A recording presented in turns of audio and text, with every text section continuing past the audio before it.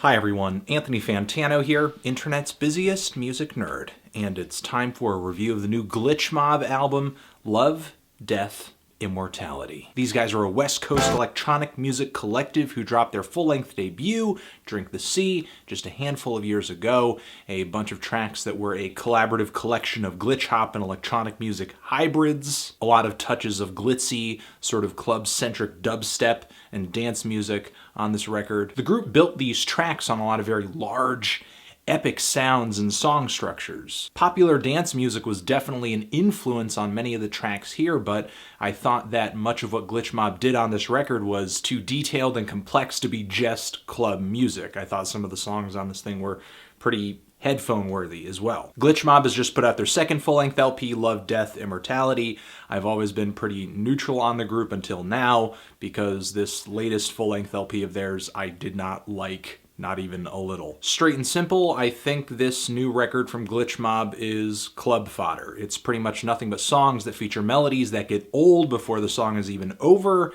and dubstep-inspired rhythms that are pretty much dime a dozen. There are things on this LP that remind me of other things that I like. There are some very bright melodic synth leads that remind me of artists and producers like deadmau5 or Rusty. There's a lot of rumbling bass on this LP and sporadic drum breaks like on a Skrillex track. And there are some very epic, grand builds to these songs too that slightly remind me of a Daft Punk record or a Justice record. If you're into all of those artists, then you might want to check this LP out. You might come out liking it. It does have all of the loud, visceral sounds that you would want and expect from music in this style. Pretty detailed drum breaks. It does follow that modern electronic dance music blueprint to a T. But I think this record came up short because in the process of doing all those things, Glitch Mob forgot to actually add some personality to this music or actually pen melodies that are worth remembering. There are some pretty cliche vocal performances on this record as well that do nothing but add to the very generic electro dubstep vibe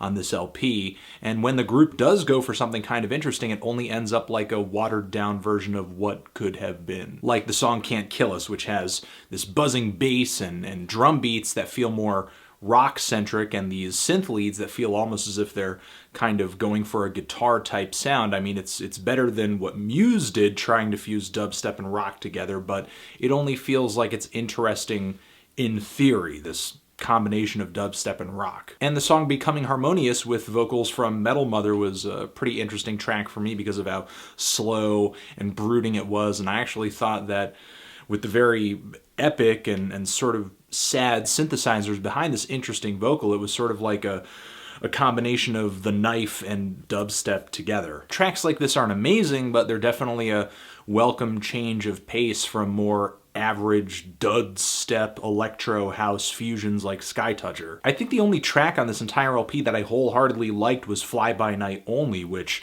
features a vocal guest whose singing reminds me of Churches a bit, and I wasn't really into this track for the loud and buzzing and bombastic production or anything like that. I just thought it was a legitimately good tune that would have sounded catchy and sounded enjoyable no matter what kind of beats or synthesizers you put against it. I dug the really tender vocals from Sister Crayon as well, and the plucked harp strings on the closing track here too, but the really tiring blasts of bass and drums have gotten old at this point and just prove that this record is not all that dynamic or interesting. It just feels like a really tasteful mix of these really beautiful vocals and tender instrumentation, and then all of a sudden this very loud, in-your-face electro pops in, and it's just a really silly transition back and forth and back and forth. Overall, I thought this new Glitch Mob LP was offensively uninspiring and uninteresting, despite trying to be the exact opposite with how monumental some of these songs feel. But pretty much every song on this LP is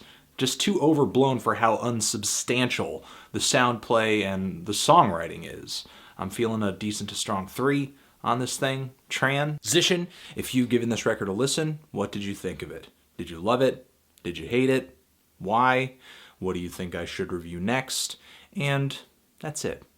Anthony Fantano, Glitch Mob, forever.